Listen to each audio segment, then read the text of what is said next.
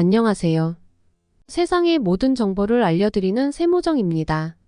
최근 경찰청에서는 교통 위반에 대한 특별 단속을 실시하고 있는데요. 크게 보면 음주운전에 대한 단속, 그리고 어린이 보호구역에 대한 단속, 고속도로에서의 단속을 계속 강화하겠다.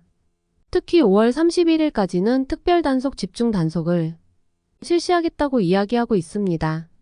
그 중에서도 특히 가장 많이 단속당하는 것, 신호등이 없기 때문에 정말 많은 분들이 헷갈려 하시는 분들도 있는데요. 이곳에서는 정말 제한 속도를 지키면서 갔지만 결국 과태료 7만 원을 부과받는 사람들이 늘어나고 있습니다.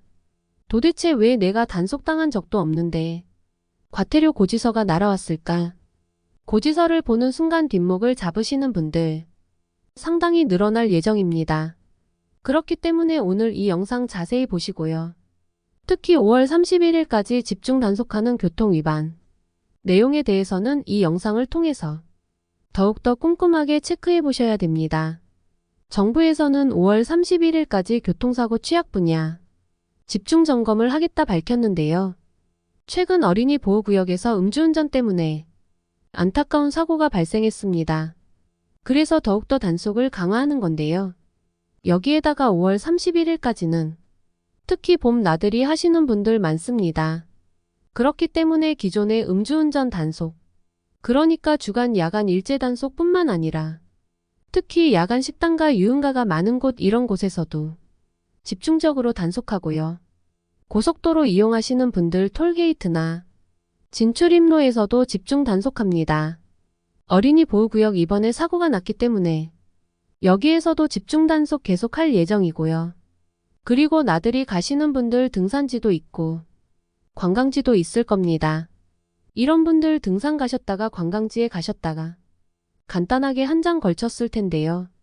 이때 집중적으로 단속당할 가능성이 커진 겁니다. 그렇기 때문에 운전한다면 음주 한 잔도 하지 않겠다. 이런 마음을 먹고 운전하셔야 되고요. 만약 음주를 하셨다면 멀쩡한 사람 대리운전이나 동료들에게 운전대를 맡기셔야 합니다. 음주운전 여기에서 여러분께 더 이상 설명드릴 필요가 없을 것 같고요. 집중적으로 단속하는 두 번째 어린이 보호구역입니다. 일명 스쿨존인데요. 여기에서 많은 분들이 단속되고 있습니다. 속도 위반, 신호 위반 처벌 규정에 대해서는 많은 분들이 알고 계실 겁니다.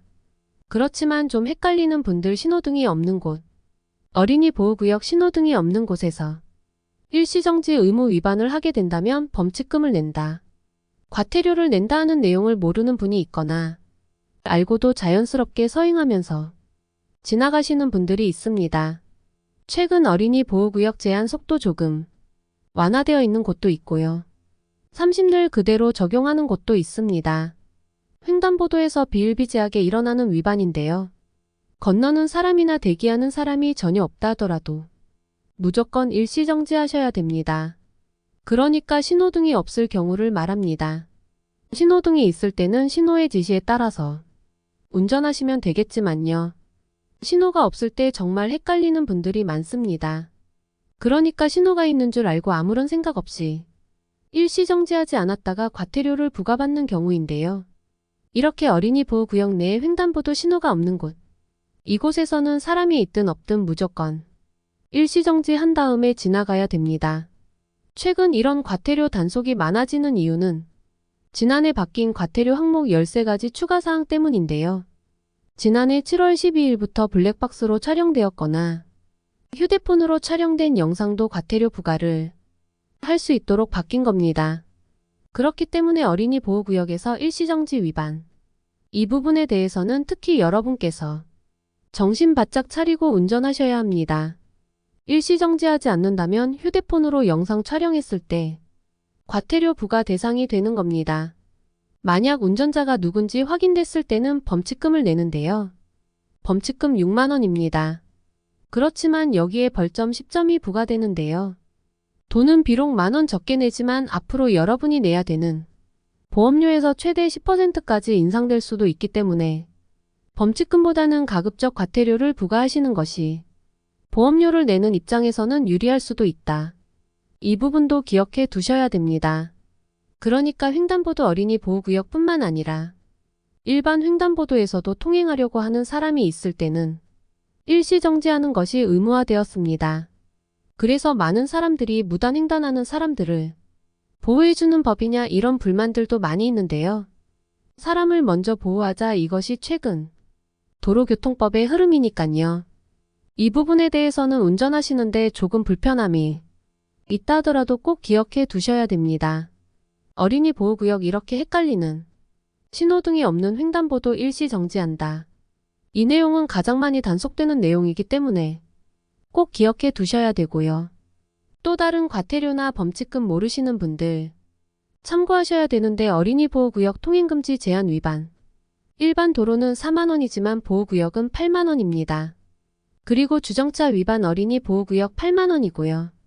속도 위반은 40 초과했을 때 일반 도로는 9만원이지만 보호구역에서는 12만원.